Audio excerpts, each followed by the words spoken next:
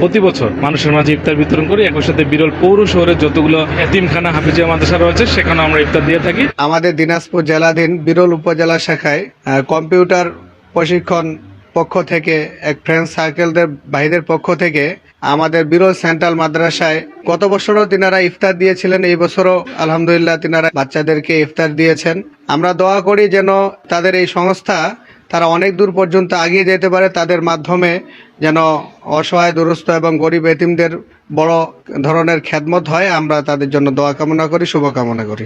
বিরলের আলো একটি সামাজিক সংগঠন রয়েছে বিরলে। একই সাথে আমাদের আরো একটি সংগঠন রয়েছে বিসি ফ্রেন্ড সার্কেলের থেকে আমরা প্রতি বছর মানুষের মাঝে ইফতার বিতরণ করি। একই সাথে বিরল পৌর শহরের যতগুলো এতিমখানা হাফিজিয়া মাদ্রাসা রয়েছে সেখানে আমরা ইফতার দিয়ে থাকি। আমাদের যে ফ্রেন্ড সার্কেল আপনারা দেখতে পাচ্ছেন, এই ফ্রেন্ড সার্কেলের সকলের সাহায্যে অর্থাৎ অনুদানের মাধ্যমে এটি পরিচালিত হয় এবং আমরা এটা পরিচালিত করে থাকি প্রতি বছরের রমজানের শুরুর দিকে। এবার একটু দেরি হয়ে গেছে, তারপর আমরা যথাযথ চেষ্টা করেছি। প্রায় 6 শতাধিক মানুষের মাঝে আমরা ইফতার বিতরণের কার্যক্রম হাতে নিয়েছি। পরবর্তীতে এই কার্যক্রম থেকে আমরা ইফতার সামগ্রী বিতরণ করা যায় কিনা, একটা পরিবারকে ইফতারের সামগ্রী দেওয়া যায় কিনা সেটার পরিকল্পনা আমরা নিয়েছি। আমরা পরবর্তীতে এটা চেষ্টা করব।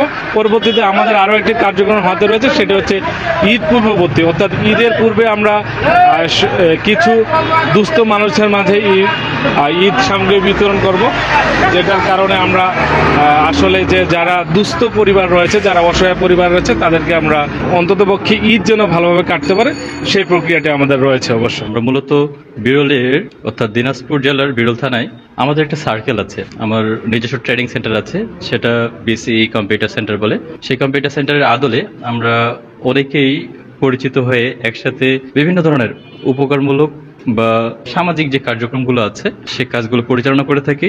তার ভিতরে আমাদের এই ইফতার বিতরণ যে কার্যক্রম বা কর্মসূচি, এটা প্রায় অনেক বছরই হয়ে গেল, 4-5 বছরের মতো, প্রায় 300 জন 400 জন করে এভাবে এবার মোটামুটি প্রতি বছরে পালন করে আসি। এবারেও আমরা গত বছরে 500 জন করছিলাম, এবারও 500 জন।